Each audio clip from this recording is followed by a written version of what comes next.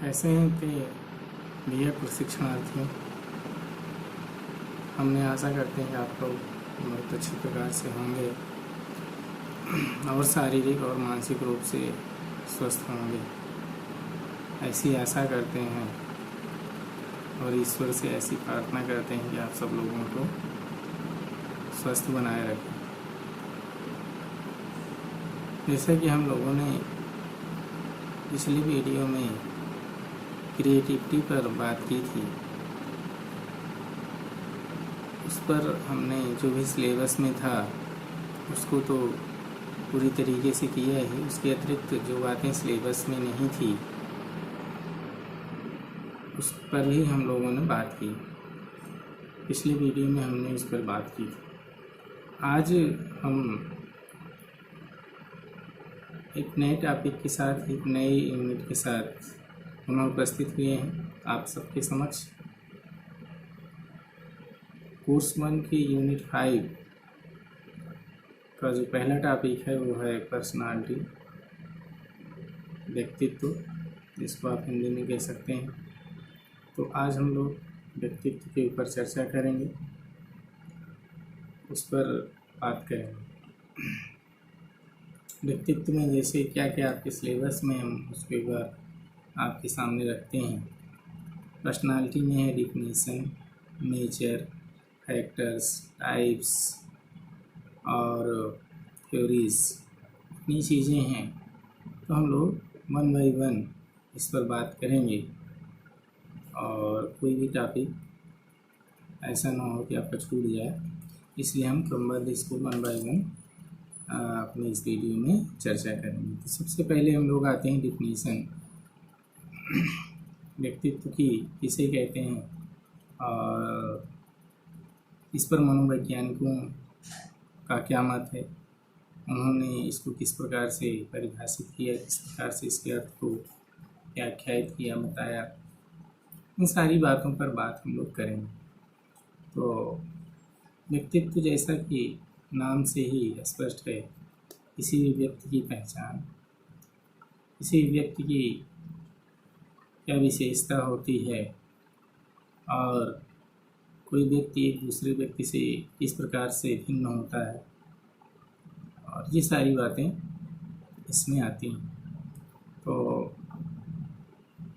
जैसा कि हम लोग कहते सुनते आए हैं, फला व्यक्ति बहुत अच्छा है, उसका व्यक्तित्व बहुत अच्छा है, वह व्यक्ति बहुत खराब है ना, वह समाज के लिए बहुत घातक है, वह व्यक्ति समाज के लिए बहुत ईमानदार है, वह व्यक्ति बहुत ही कर्तव्यनिष्ठ है। इस बहुत सारी बातें सुनने में और कहने में आती हैं। तो इन सब बातों पर भी चर्चा हम इस पर करेंगे और व्यक्तित्व के विभिन्न पहलुओं को समझें। तो निसंदेह अगर हम देखें तो शिक्षा शास्त्र, समाज शास्त्र और मनोविज्ञान जैसे व्यवहारिक विज्ञानों में व्यक्तित्व का प्रत्येक अत्यंत महत्वपूर्ण स्थान रखता है। अगर हम देखें तो महत्वपूर्ण की दृष्टि से, प्रमुखता की दृष्टि से तो बहुत ही महत्वपूर्ण है। और व्यक्तिगत, संस्थागत एवं सामाजिक व्यवहार से, व्यक्तिगत, संस्थागत एवं सामाजिक व्यवहार से संबंधित विभिन्न क्षेत्रों में आने वाली तरह तरह की परिस्थितियों को दृष्टिगत रखते हुए, ये जो अलग अलग क्षेत्र हैं उनको ध्यान में रखते हुए, दृष्टिगत रखते हुए वांछित उद्देश्यों की पूर्ति, यानी जो उद्देश्य हमें चाहिए, जो उनकी पूर्ति के लिए व्यक्ति का व्यक्तित्व का अध्ययन करने की आवश्यकता होती है। इसलिए हमारे आपके सिलेबस में इस टॉपिक को रखा गया है। और तो आइए हम लोग अब चर्चा करते हैं व्यक्तित्व का क्या अर्थ है, उसकी क्या परिभाषा है।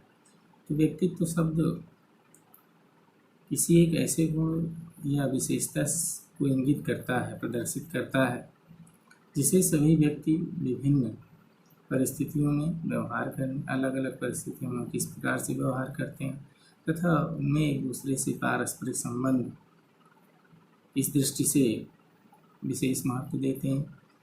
यद्यपि सामान्य बोलचाल में व्यक्तित्व शब्द का उपयोग तो बहुत आयत से किया जाता है, बहुत होता है, तथापि सभी व्यक्ति यह समझते हैं कि वह इस प्रकार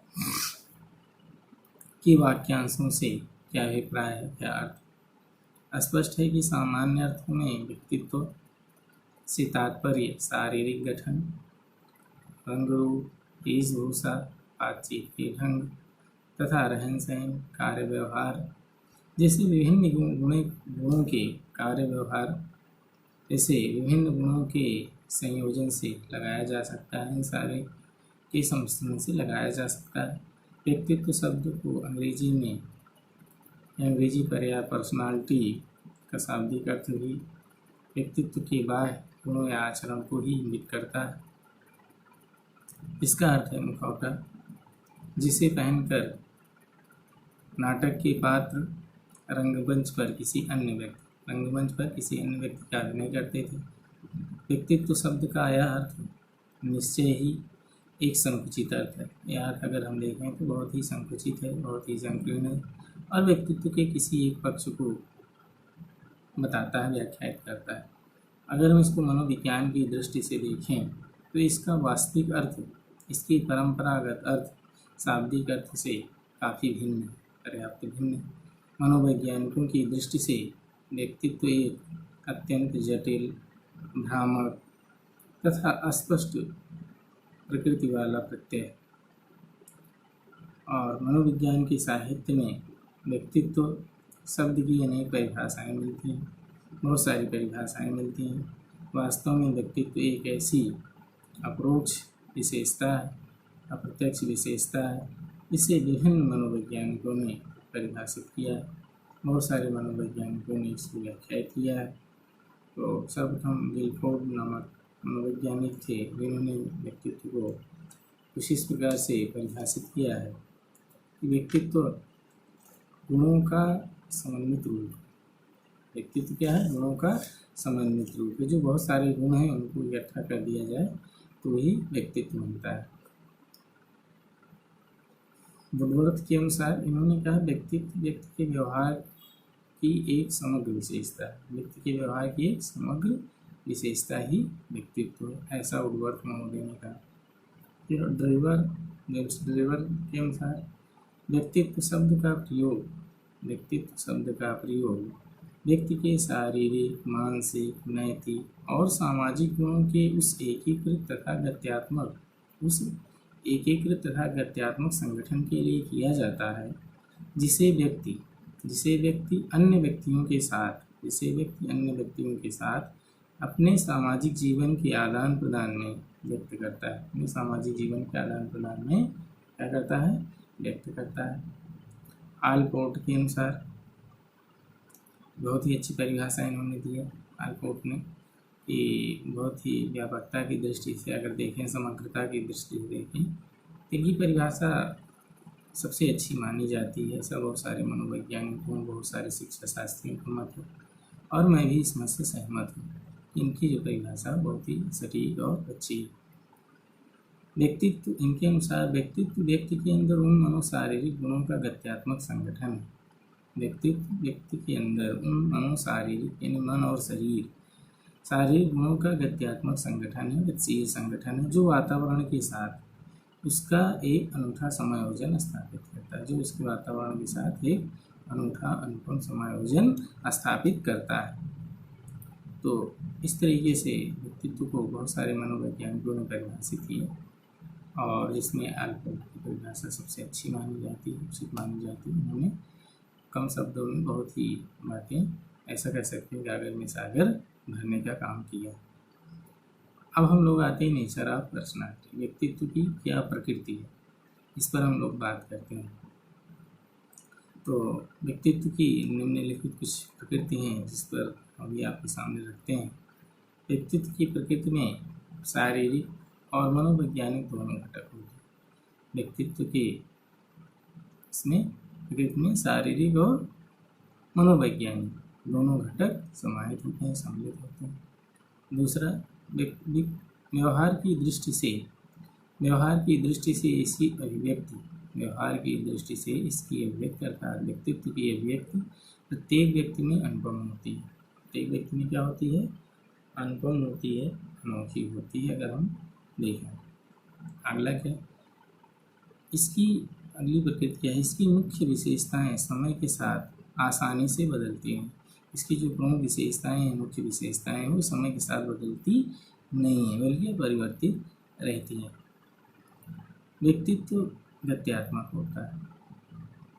व्यक्तित्व क्या है, गत्यात्मक होता है, क्योंकि इसकी कुछ विशेषताएं आंतरिक और बाह्य स्थित परक गुणों के कारण परिवर्तित हो सकती हैं। बाह्य स्थित परक मांगों के कारण परिवर्तित हो सकती है। इस प्रकार व्यक्तित्व परिस्थितियों के प्रति अनुकूलनशील होता है। इस प्रकार व्यक्तित्व परिस्थितियों के प्रति अनुकूलनशील होता है। व्यक्तित्व के कारक, व्यक्तित्व के कारक। अब हम लोग आते हैं फैक्टर ऑफ पर्सनालिटी। अब इन लोगों ने व्यक्तित्व की प्रकृति समझा कि किसे कहते हैं, 8-10 बातें हमने आपके समक्ष रखी। अब हम लोग आते हैं व्यक्तित्व के कारक। व्यक्तित्व के कौन कौन से कारक हैं, फैक्टर्स ऑफ पर्सनालिटी। किसी भी व्यक्ति का व्यक्तित्व दो प्रकार के कारकों से प्रभावित होता है। दो प्रकार के कारकों से प्रभावित होता है। कौन कौन से दो कारक हैं, एक जैविकीय कारक और दूसरा वातावरणीय कारक। पहला जैविकीय कारक और दूसरा वातावरणीय कारक। जैविकीय कारक को वंशानुगत कारक भी कह सकते हैं और वातावरणीय कारक को पर्यावरणीय कारक भी कह सकते हैं। इन दोनों प्रकार के कारकों की परस्पर अंतःक्रिया के परिणाम स्वरूप व्यक्तित्व का विकास होता है। इन दोनों की अंतःक्रिया के परिणाम स्वरूप ही व्यक्तित्व का विकास होता है। अगर इनमें अच्छी अंतःक्रिया है तो व्यक्तित्व का अच्छी प्रकार से विकास होगा। अगर इनमें से स्थान है, यह एक अच्छा है, दूसरा अपेक्षाकृत कमजोर है, तो व्यक्तित्व का विकास बाधित होगा। व्यक्तित्व का विकास उतना नहीं हो पाएगा जितना कि उसे होना चाहिए। इसलिए उसके अच्छे विकास के लिए इन दोनों में अंतःक्रिया का होना अति आवश्यक है और दोनों के परिणाम स्वरूप व्यक्तित्व का विकास काफ़ी अच्छा होता है। इसलिए इन्हें व्यक्तित्व के निर्धारक भी कहा जाता है। इसलिए इन्हें व्यक्तित्व के फैक्टर्स निर्धारक भी कहा जाता है। हम लोग आते हैं जैविकीय कारक किसे कहते हैं, वातावरणीय कारक किसे कहते हैं, इस पर हम लोग चर्चा करते हैं। तो व्यक्तित्व के जैविकीय कारक क्या है, बायोलॉजिकल फैक्टर्स। बायोलॉजिकल फैक्टर्स क्या है, व्यक्ति का रंग रूप, अगर हम देखें रंग रूप, वेशभूषा, आकार, प्रकार, ये सब बायोलॉजिकल फैक्टर के कारण व्यक्ति का होता है।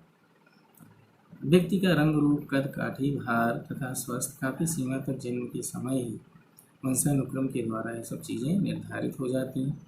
और व्यक्ति का स्नायुमंडल, नर्वस सिस्टम तथा अंतःस्रावी ग्रंथियाँ ये उसके व्यक्तित्व के विकास में को प्रभावित करती हैं। स्नायुमंडल तथा अंतःस्रावी ग्रंथियाँ भी उसके व्यक्तित्व के विकास को प्रभावित करती हैं। व्यक्ति की मानसिक क्रियाओं का संचालन, उसकी मानसिक क्रियाएँ उसका संचालन स्नायुमंडल के सुचारू ढंग से कार्य करने पर ही निर्भर करता है।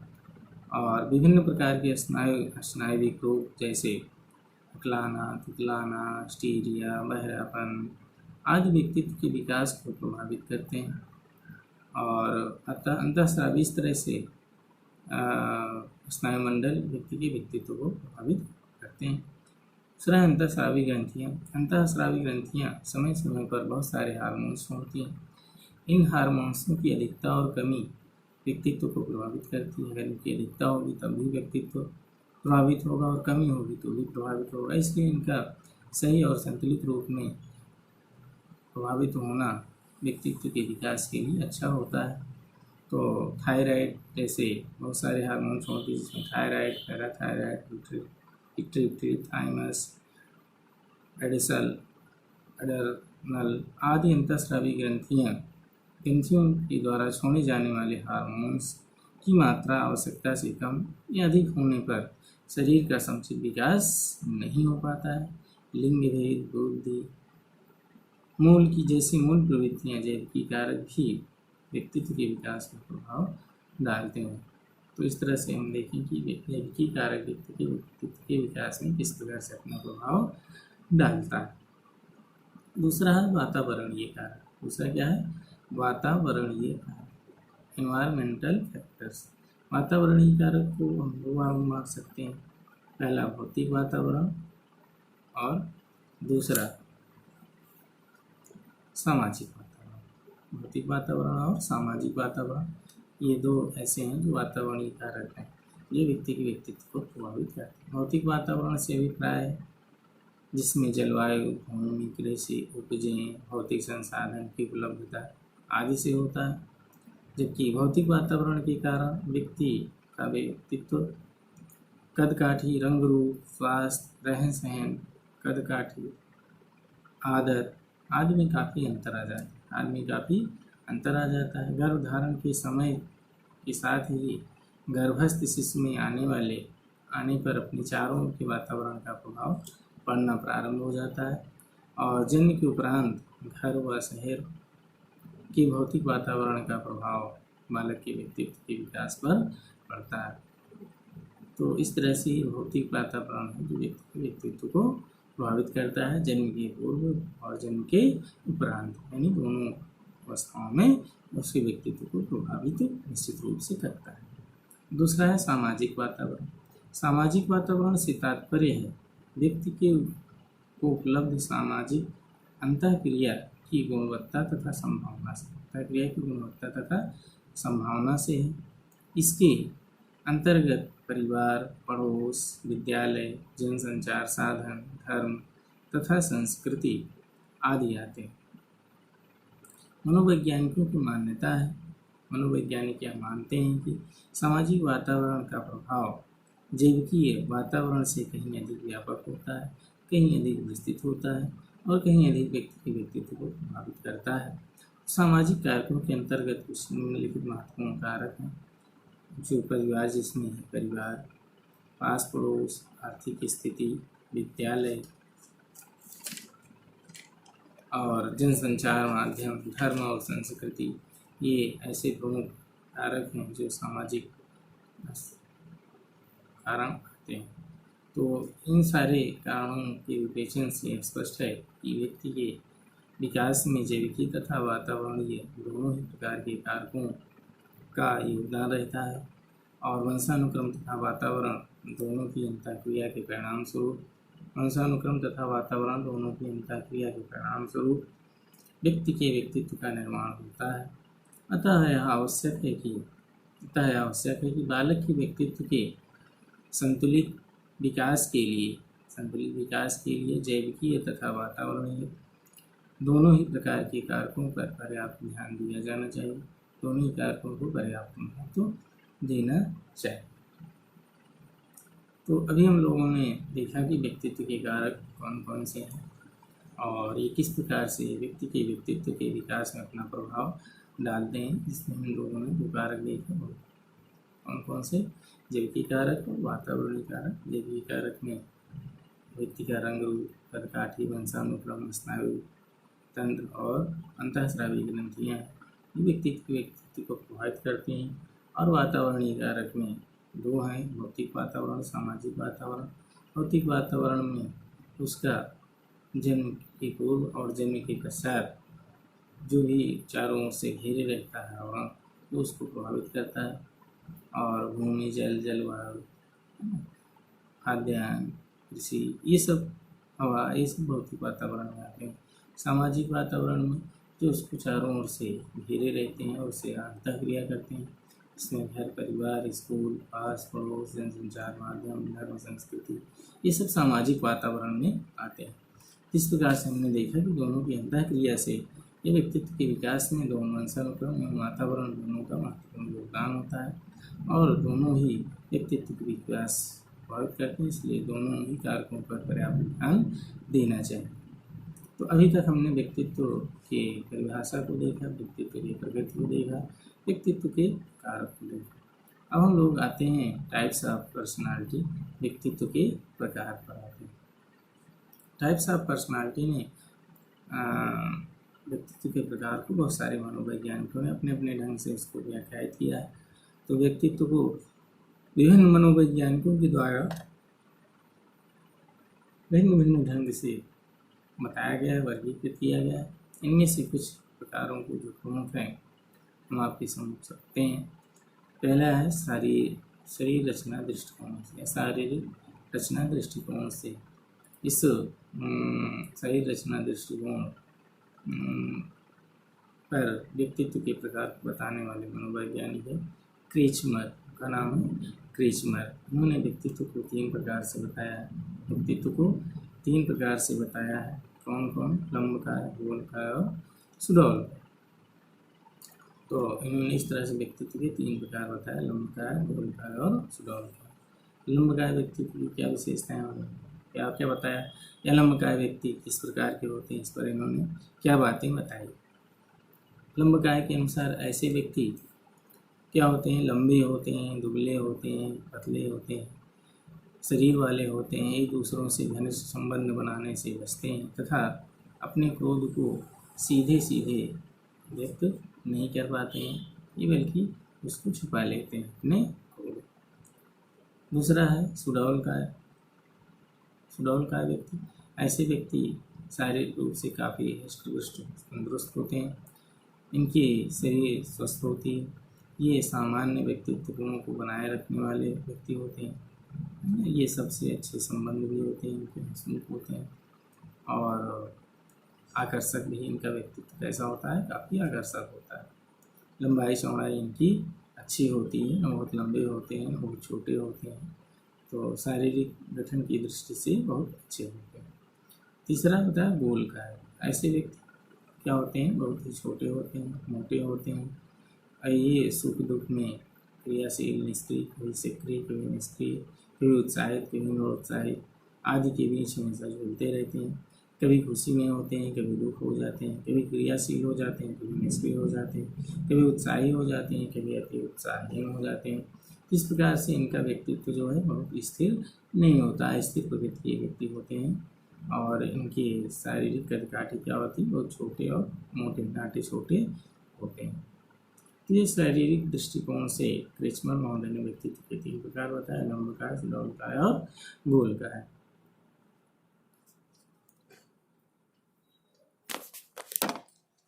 लाइट चली गई, 1 मिनट।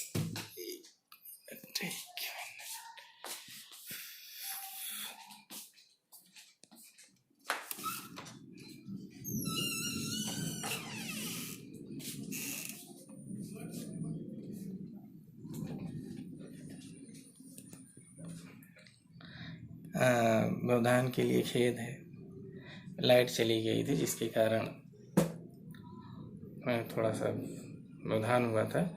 तो हम लोग बात कर रहे थे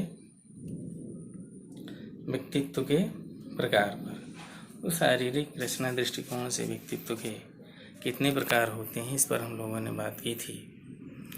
अब हम आते हैं सामाजिक दृष्टिकोण से व्यक्तित्व के प्रकार कितने होते हैं। तो इसको हम अभी अगले वीडियो में अपने बात करते हैं व्यक्तित्व के प्रकार को फिर से, ठीक है। तब तक के लिए इंतज़ार करिए, हम फिर मिलते हैं पुनः। बहुत बहुत धन्यवाद।